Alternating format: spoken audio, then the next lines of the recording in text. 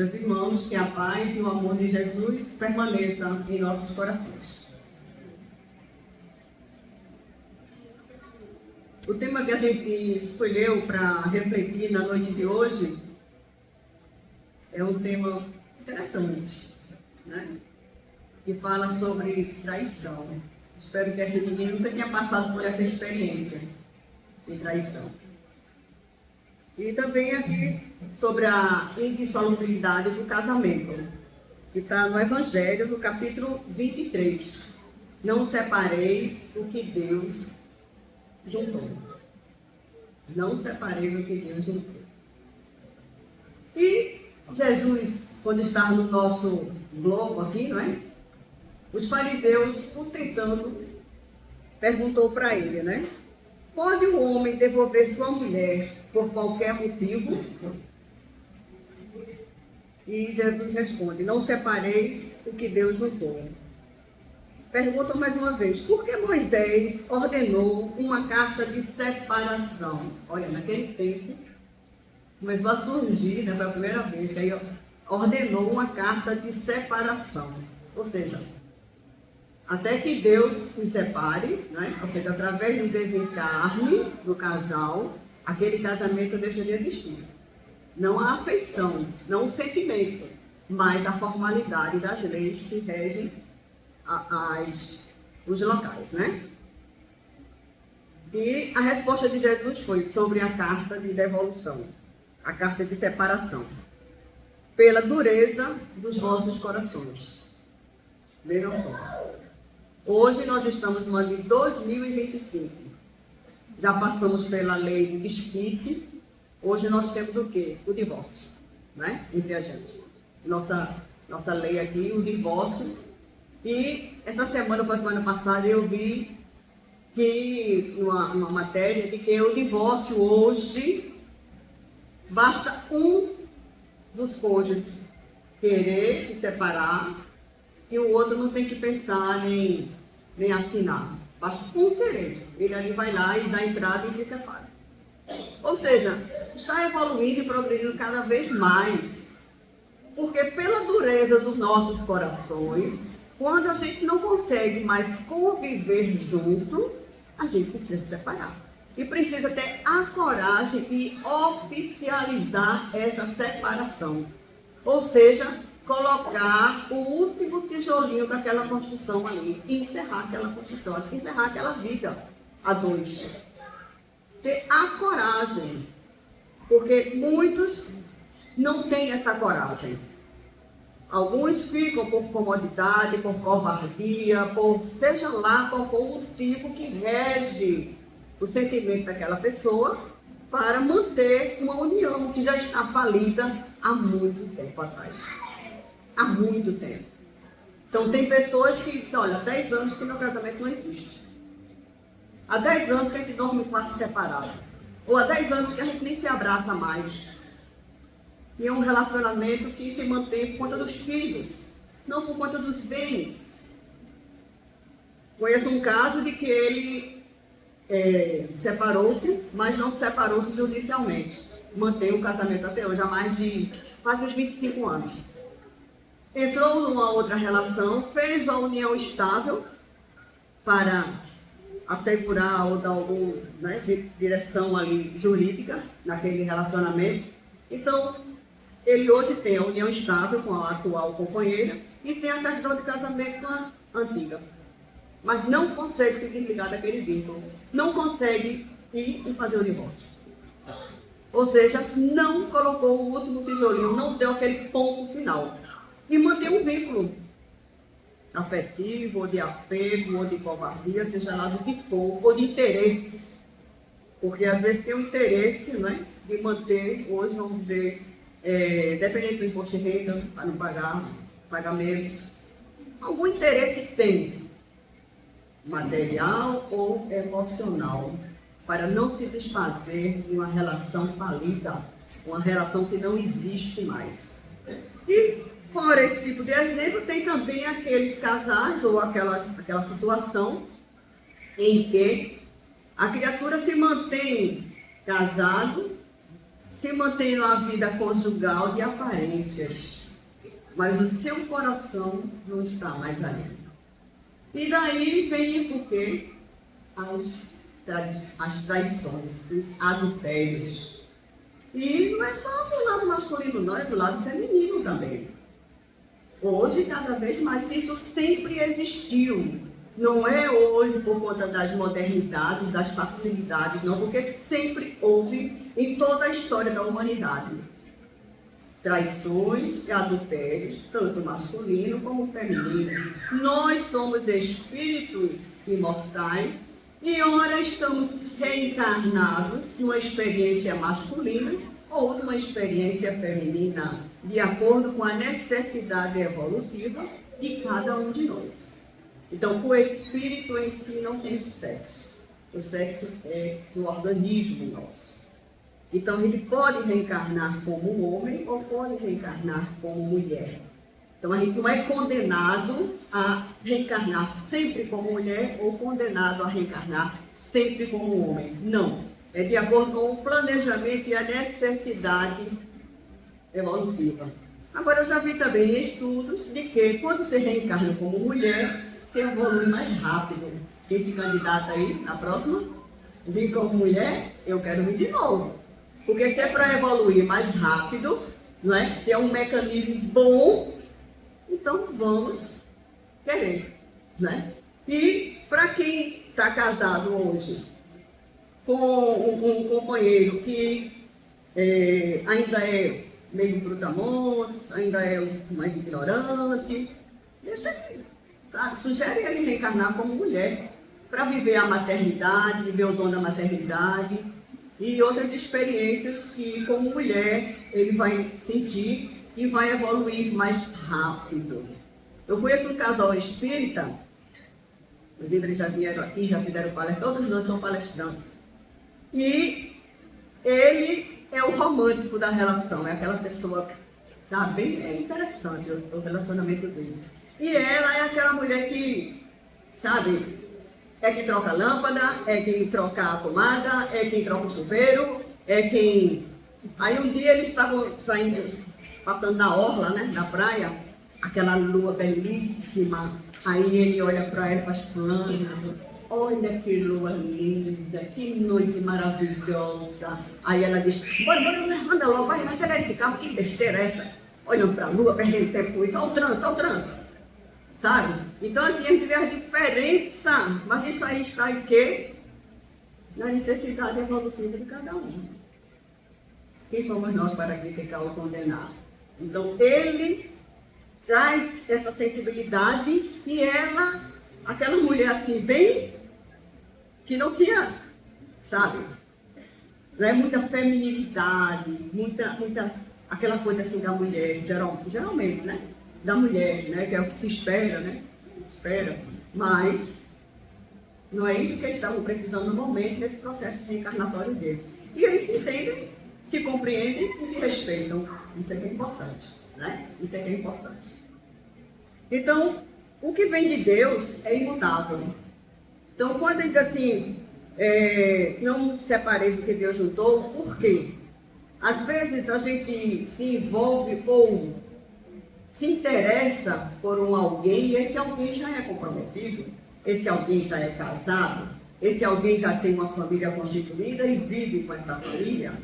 E às vezes o desejo de querer destruir a inveja e querer estar na posição, no lugar do outro ou da outra, muitas vezes interfere-se e destrói-se relacionamentos que já eram constituídos antes. E tem pessoas que interferem nesses relacionamentos, trazendo a ruína do casal, trazendo o, sabe, desfazimento daquela união.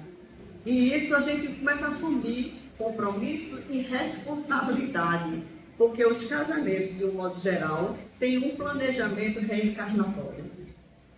Tem um planejamento reencarnatório. Então não é à toa que a gente está casado ou não, ou já foi casado com determinadas pessoas que passou por determinadas experiências de vida. Às vezes a pessoa passa aqui uma relação, um casamento tão traumático, tão tão abusivo que chega e diz assim: olha, eu não quero casar nunca mais na minha vida. Porque generaliza as pessoas e as situações. Nós não devemos generalizar as pessoas e as situações, não é? Porque cada um está num processo evolutivo diferente. E a gente fica num processo de um casamento abusivo até o dia que você se respeitar, se amar e saber realmente o que é que você quer para você. Eu não quero esse tipo de relacionamento, eu não aceito. E aí você tem a carta do divórcio, tem a lei do divórcio, você só aceita esse divórcio. E não deixa que essa agressão, que esse relacionamento ruim, desrespeitoso, permaneça. Mas às vezes a gente está num relacionamento onde o outro é uma criatura muito difícil. Não é? Não é abusivo, mas é uma criatura muito difícil de se conviver. E aí nós vimos também na literatura situações como essa. E a mulher, chegando, ela ficou tão traumatizada com o relacionamento dela, que quando ela retorna para o plano espiritual, ela diz, precisava reencarnar de novo, e os mentores chamaram ela para participar do planejamento da próxima exemplo, porque a gente participa desse planejamento, a não ser quando é compulsório, porque a gente não tem escolha, né? Não tem a liberdade da escolha, mas ela tinha. E ela disse, olha, qualquer coisa eu aceito passar, menos no casamento. Olha, não bote casamento para mim não, porque eu não quero me casar de novo. Aí eles disseram, vamos consultar aqui esse planejamento. Olha, minha irmã, a gente está vendo aqui um casamento para você. Ela disse, só sendo pecado, só sendo castigo, né? Isso que a gente diz, né? Só sendo castigo um negócio desse, porque o que eu aguentei daquele casamento, o que eu aguentei daquele marido, daquele homem, e agora eu estou pedindo e vocês... Você disse bem, você aguentou, você suportou. Agora você precisa voltar com ele para amar. Olha só, é o exercício do amor. Amar aqueles que não são muito iguais é muito fácil. E amar aqueles que são um pouco mais difíceis. Amar aquele filho mais problema, aquele filho mais... né? É difícil. Mas é justamente nisso, a exemplificação, o exercício do amor e da caridade dentro do próprio lar. Porque se a gente não começa a exercitar isso com as pessoas que estão mais próximas da gente, como é que a gente vai amar aquele que está distante? Se no cadinho do dia a dia a gente não está conseguindo exemplificar isso. Então vejam só, a nossa responsabilidade está aqui para crescer, para evoluir. E a maioria dos casamentos aqui são provacionais. Olha, não são casamentos por amor verdadeiramente, são espíritos endividados que precisam não só se suportar por conta de filho, nem por conta da casa, da família, não, mas desenvolver a caridade, desenvolver a benevolência, desenvolver a indulgência com as faltas da criatura e desenvolver, acima de tudo, o amor. Porque quem ama, tudo suporta, tudo crê, tudo espera. Lindo, né? Romântico, não é? Vamos pro dia a dia, né? A gente consegue a epístola de Paulo aos Coríntios, né? Do amor. Então, vamos seguindo. Então, se a lei de Deus ela é imutável, né? A lei da natureza em todos os tempos e países. Então, é uma lei única para tudo e para todos, né? A lei humana, ela muda com o tempo, muda com o lugar e com o progresso. E o progresso com a inteligência. Cada vez mais que a gente vai progredindo, as leis também vão acompanhando esse progresso. Então, tanto é que precisa ter sempre, e sempre acontece, mudanças nas leis, não é verdade? Porque vai se adequando a uma nova realidade. Leis novas também vão surgindo de acordo com as necessidades para reger a nossa sociedade. Então, isso mostra o quê? O progresso sempre se fazendo presente na vida da gente, né? No casamento, quando ele é divino, a união dos sexos para a renovação da espécie. Olha, mas tem casamento que não renova a espécie. Vocês já conhecem, né? Já ouviram falar. Porque tem os casamentos provacionais. São divinos, mas são provacionais. Estão ali, né? Para aprender a amar não só os filhos que saem das suas entranhas, mas os filhos que vêm de entranhas alheias. Porque a gente vê que a lista, a fila para adoção é imensa. Então, hoje, cada vez mais a gente vê, né, que há oportunidade para que todos adotem, tenham seus filhos, sem ser biológico, mas os filhos do coração, os filhos que... Porque, se a gente analisar, né, todos nós somos irmãos, somos filhos do mesmo Pai, e temos que ter misericórdia e caridade uns para com os outros. Então, se a gente reencarna numa família que não nos amou suficientemente, que nos abandonou, a gente vai ficar eternamente no abandono? Se tem outras pessoas com mais amor no coração, e aí traz para o seu lar essas criaturas para ajudar no progresso, né, delas, ajudando-os cada vez mais. Né? Então, é um gesto de muito amor, né? Amar aos filhos que não vieram por nossos intermédios, né? No casamento humano, as condições que regulam são humanas, que variam de países para países. Cada país tem sua lei, cada país tem sua lei. A lei civil regula os interesses da família e variam segundo os costumes e os locais. Temos o casamento religioso, o evento civil, né? Temos o civil, e depois a pessoa faz, quem gosta de fazer o religioso, tem gente que faz só no civil, tem gente que faz só uma bênção, né? Então, tem um juramento no altar, e nesse juramento do altar existe o crime de perjúrio. Olha só, cuidado com o que você diz, com o que você promete. Porque lá, aquilo ali com efeito civil, para a lei tem, como é que se diz? Vale aquilo que você está jurando ali.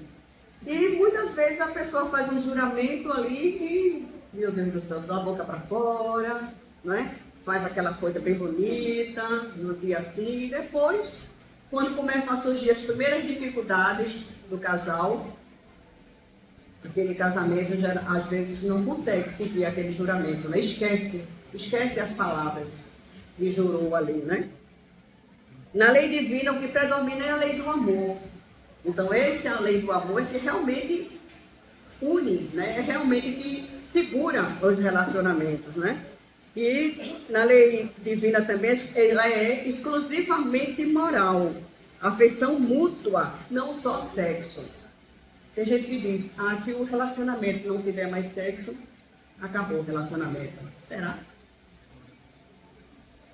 Será? E um casamento que não tem mais sexo, ele tende a falir, a morrer e acabar? Será? Gente, é muito sério isso. Se você pensa assim, comece a repensar seus valores.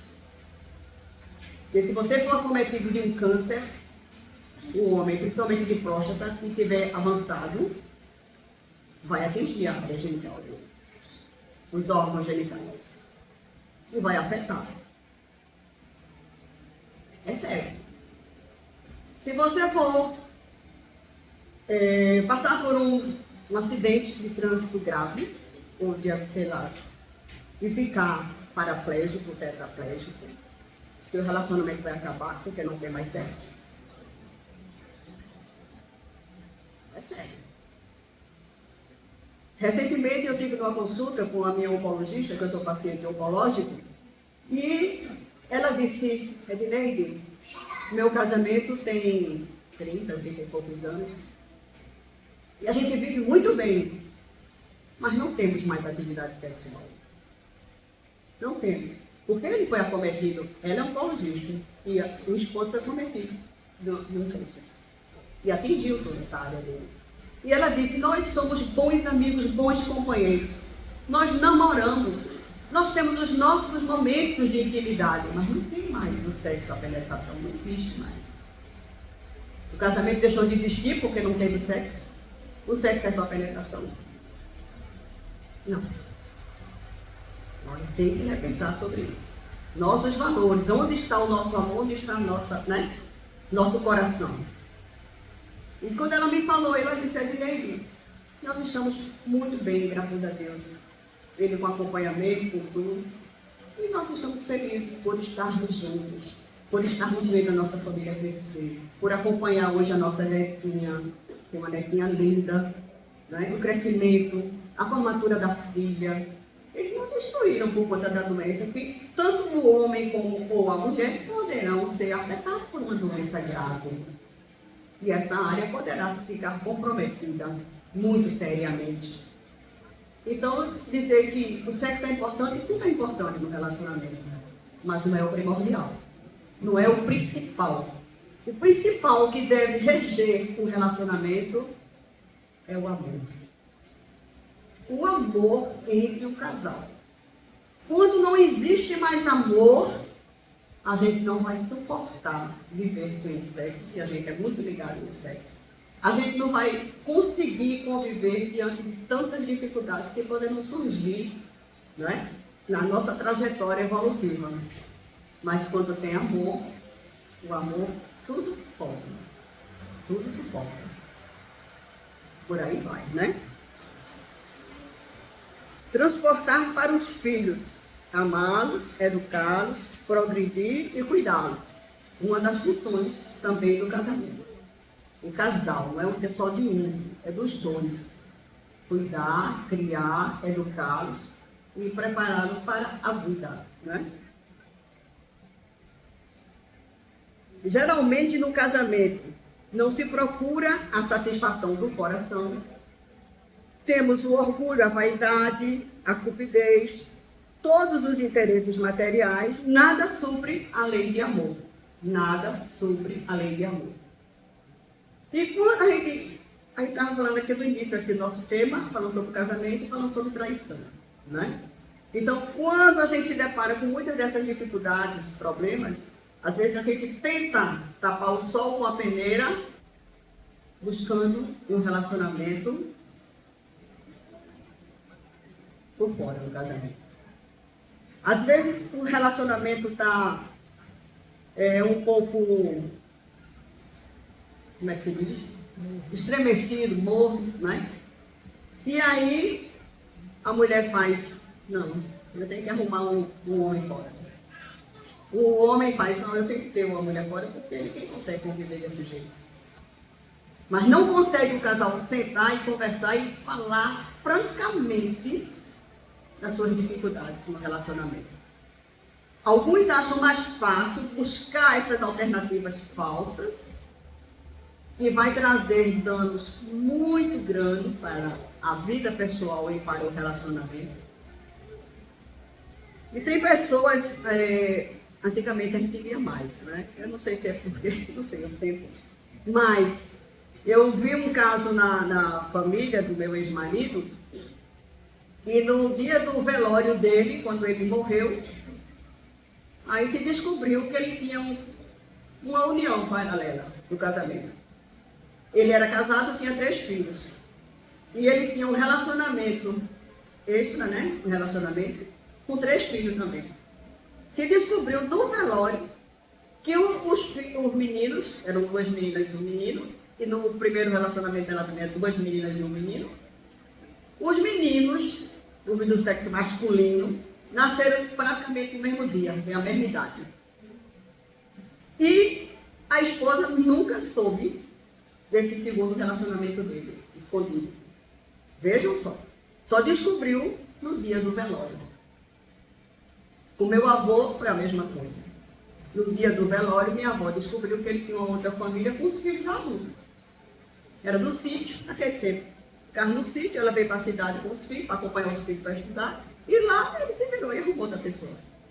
E constituiu a família e ela nunca soube. Só veio saber no dia da morte dele. Então tem pessoas que conseguem manter uma união por fora, né, de uma forma tão sigilosa que a companheira fica assim, eu não acredito. Eu não acredito, esse tempo todo essa pessoa me traiu. E daí como é que fica? O cara tá morto. Será que o sentimento aí deixa e se resolve a situação? Não. Porque o ódio, a vingança, a mágoa, se a pessoa não consegue perdoar, não consegue ser indulgente com as faltas alheias, vai gerar para a vida futura. Vai gerar um obsessor, vai gerar aquela pessoa que vai por não perdoar. Já eu conheço um outro caso de uma amiga minha do trabalho onde ela era casada e descobriu que o marido a atraía, ela não se separou, porque tinha 3 filhos, não sei o que, aquela história, né? Tenha coragem. E aí ela disse, ele não fez, vou me vingar, vou fazer também. Será que essa é a solução? Olho por olho, dente por dente, estamos na época de Moisés. Será que a gente está na época de Moisés, que é olho por olho, dente por dente?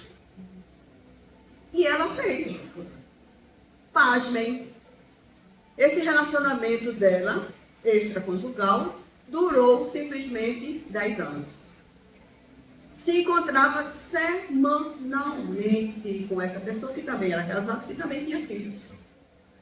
Veja, se resolve uma situação trazendo ou criando outra situação tão difícil quanto, mas é a sensação de vingança. Então, quem sou eu para criticar e condenar um ato alheio se eu sou capaz de fazer igual ou pior? Igual ou pior. Então, como Jesus diz, atire a primeira pedra aquele que estiver sem pecado. Quem somos nós? E veja que tipo de criatura eu sou. A partir do momento que fez comigo, eu vou fazer em dobro. Então, eu demonstro que eu sou uma criatura ainda muito inferior, muito ainda egoísta, muito vingativa. Por que existe a carta do divórcio? Para regularizar uniões, casamentos que não existem mais, não existe amor, não existe respeito. Então, por que eu não tenho uma coragem, se eu tenho essa coragem de ter essa vida extraconjugal durante esse período todo, por que eu não tive a coragem de chegar e dar um fim nesse relacionamento? E começar a construir uma vida nova com alguém ou sozinho. Porque nós podemos construir uma vida nova também sozinhos. Por que não? São experiências de vida, a gente tem que ter coragem para viver. Não desistir, não desanimar, de forma alguma. Aquela esposa que descobriu que o marido tinha uma família com 3 filhos igual a ela, que ela descobriu no velório, ela não conseguiu administrar a situação. Ela desenvolveu um câncer que rapidamente a tirou do planeta, ou seja, da experiência carnal. Ela retornou ao mundo espiritual. Eu tive a oportunidade de vê-la no mundo espiritual, ela ainda muito magoada e muito ressentida. Porque não basta a gente desencarnar para a gente se modificar. Se a gente não aceita a mudança, não aceita, não perdoa, a gente vai continuar alimentando esse sentimento, tanto aqui, encarnado, como desencarnado, porque eu sou espírito. Eu estou só no momento aqui, revestido de um corpo de carne. Então a gente não se modifica porque morre, porque desencarna. Né? Já tem criaturas que, passando pela experiência da traição, ficam tão decepcionados que buscam suicídio. Buscam suicídio de vergonha, de ódio, de desencanto pela vida, de decepção. Então vejam só, quantas desgraças um ato mal pensado, né, ou pensado só apenas no egoísmo, pode trazer na minha vida, na vida da minha família e na vida do meu companheiro. E se estender para um futuro. Então, realmente, a gente tem que ter coragem para ou aprumar o que já existe, ou encerrar o que já existe. Então, nós temos a tecnologia, nós temos hoje ajudas espirituais, nós temos ajudas físicas, materiais, nós temos médicos, psicólogos, psiquiatras. Eu passei por um dos relacionamentos que eu tive muita dificuldade de sair desse relacionamento. Muita dificuldade. Porque eu estava dependente emocional daquela criatura. Eu tinha medo de viver só. E aí eu busquei uma psiquiatra, porque eu disse, eu acho que eu estou ficando louca. Aí diz assim, falou em psiquiatra, tem impressão de loucura, né? Então eu acho que eu estou ficando louca, porque eu não quero mais conviver. Eu sei que isso aqui não dá mais certo para mim. Eu quero encerrar, e por que eu não tenho coragem de encerrar? Busquei ajuda, busquei a terapia. A primeira consulta que eu fiz com ela, era uma psiquiatra, uma médica, e ela disse, em que é que eu posso te ajudar? Eu disse, eu quero me separar e não consigo. Eu acho que eu estou doente. Estava mesmo doente emocional. Nós adoecemos emocionalmente, então, adoecemos mentalmente. E ela disse, tem certeza? Eu disse, tenho certeza. Então eu acho que eu preciso de ajuda, porque eu acho que eu estou ficando louca, porque eu sei o que eu quero e por que eu não vou adiante, não consigo ir adiante. E ela disse, pois nós vamos te ajudar e você vai conseguir. E eu consegui. Me libertei. E me libertando, sabe aquela pessoa que fica traumatizada e diz, eu não quero casar nunca mais? Mas esse trauma durou 4 anos. Aí com 4 anos, né, eu já estava pronta, até a viagem internacional sozinha eu fiz. Veja o grau de liberdade para quem era dependente emocional, né? Eu viajei, eu já estava livre, me sentindo livre, e conheci uma nova pessoa. Agora, nós não podemos generalizar as pessoas nessa situação. Eu falei isso, vamos para o teste? Né? Vamos para o teste, ver se você está pronta. E aí conheci a pessoa, um casamento lindo, maravilhoso, o Rodrigo Fernando Noronha. Foi lindo, romântico, belíssimo, sabe? Não me arrependo do que eu vivi, porque foram momentos muito bons em todos os casamentos que eu tive. E aí, o que é que acontece? Depois de 3 anos de casado, eu descubro que eu não sou a única no coração dele. Ele tinha simplesmente mais 5. Dá para vocês? Para mim não dá. Não deu. Não deu. E aí, como é que a gente faz para se separar? Assim, de uma hora, você descobre e aí, de uma hora para outra, você vai jogar na rua, junte suas coisas, sai daqui, suma, desapareça. Hoje o tempo não permite mais isso. Temos que conversar e entrar numa acordo. E onde vem o perdão das ofensas? O perdão, onde vem? Vamos exercitar o perdão, não é? Ele praticamente se ajoelhou, pediu perdão, que se arrependia, que não queria fazer isso, tudinho. E a gente... Bom, como uma pessoa não é um copo descartável ao qual eu uso e jogo fora, vamos exemplificar e exercitar o perdão das ofensas. Vocês acham que deu certo? Hoje eu estou só. Porque com 6 meses depois desse perdão, a rede de apoio dele aumentou. Não era 5, era 7. Era para o homem das 7 mulheres.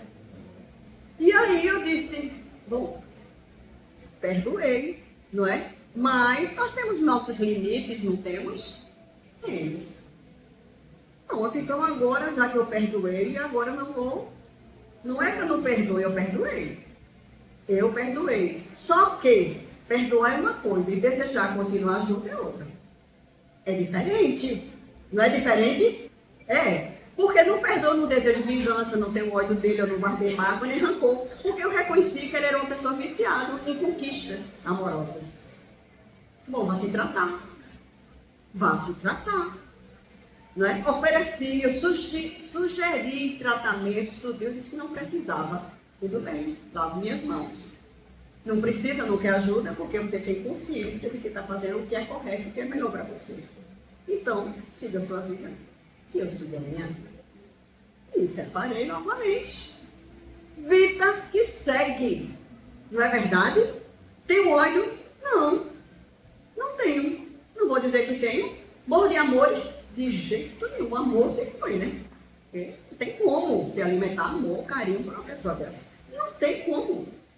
Então, a gente tem que aprender a colocar aquele tijolo, aquele ponto final num relacionamento que ele mostra que está falido, que ele não tem como sobreviver àquele relacionamento.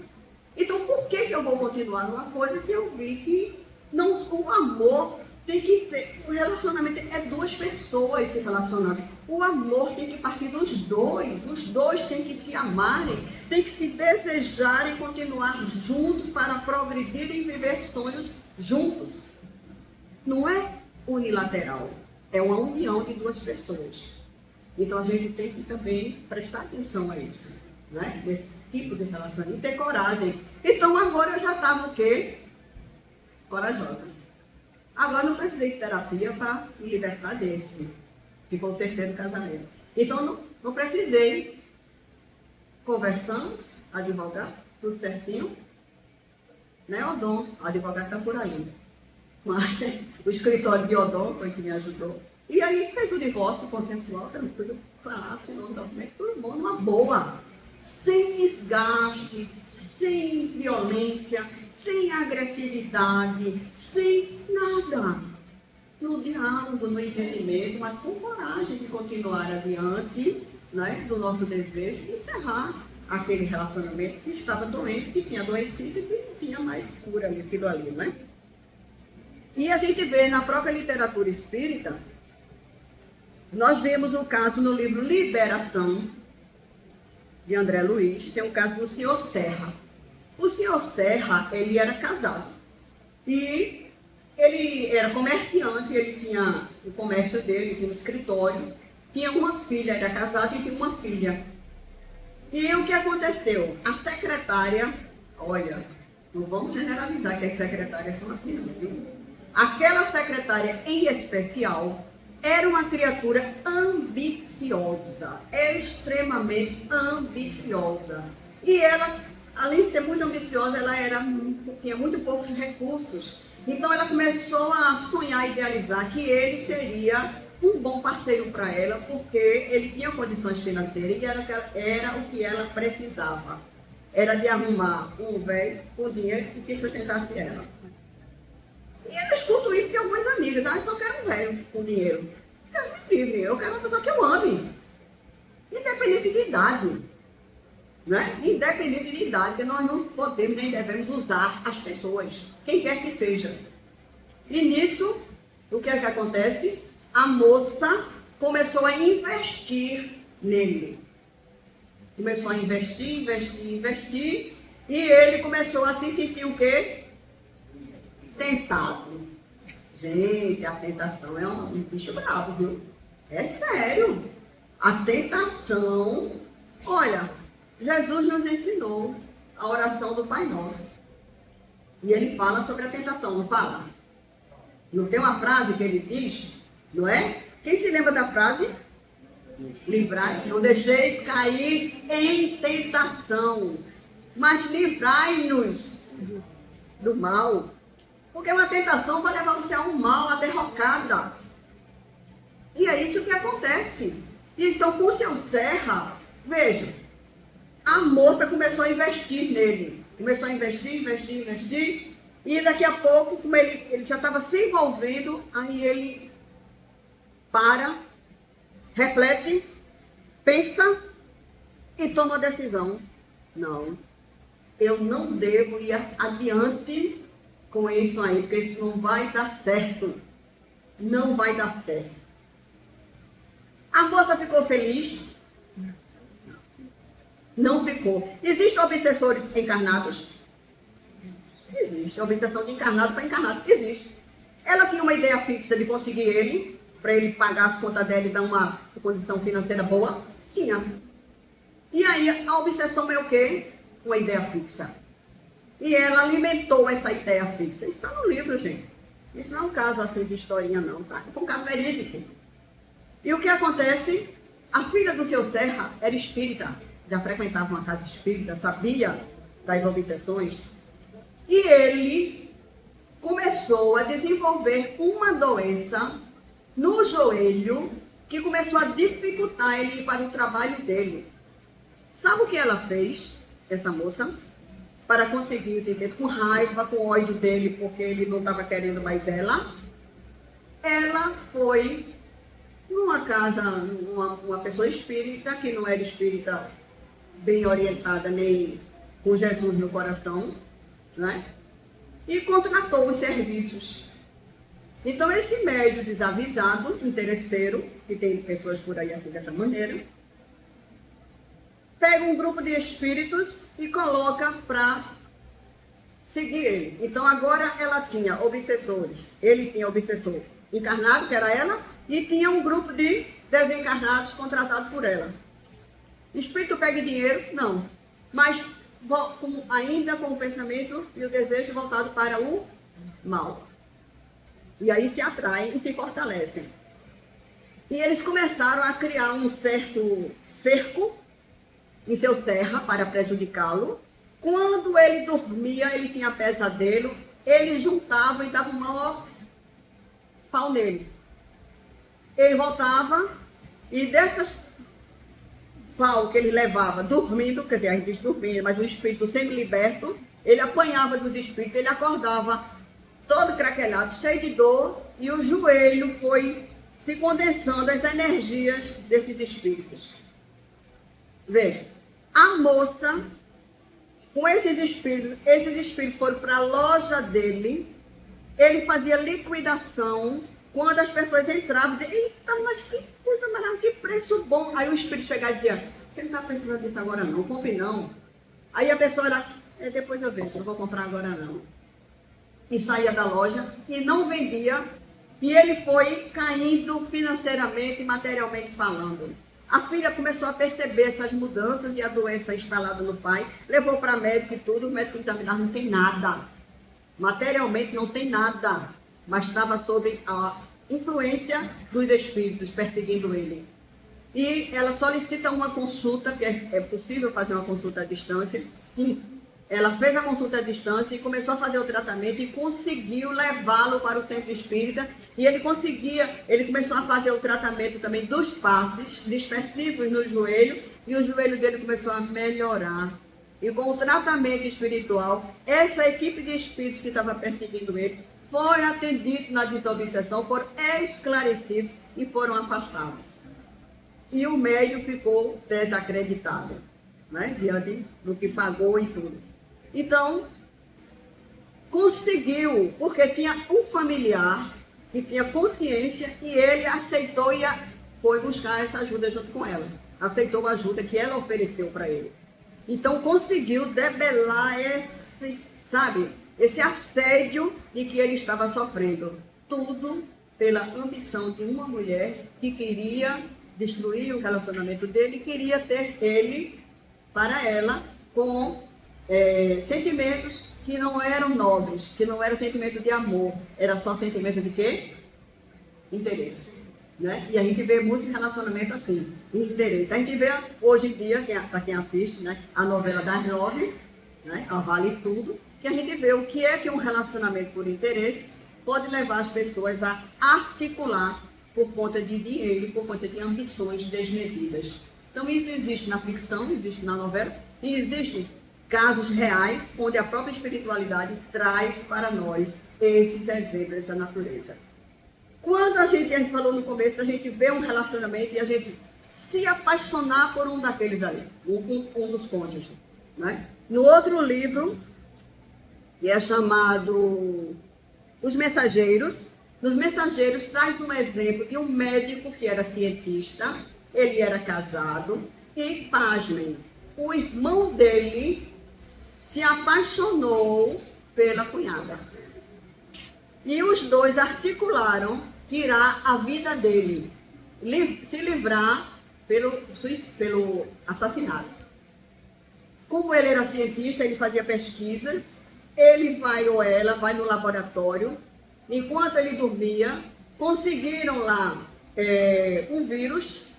Esse vírus eles trazem e colocam na narina dele enquanto ele dorme, e esse vírus leva ele ao desencarne.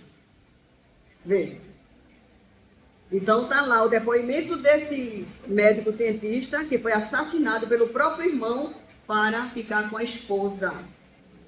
Então, e são crimes que muitas vezes a gente não imagina nunca e que para a sociedade no momento não são desvendados, que foi algo planejado, que foi algo articulado para se livrar de uma pessoa, para você tentar ser feliz, matando, tirando quem está no seu caminho.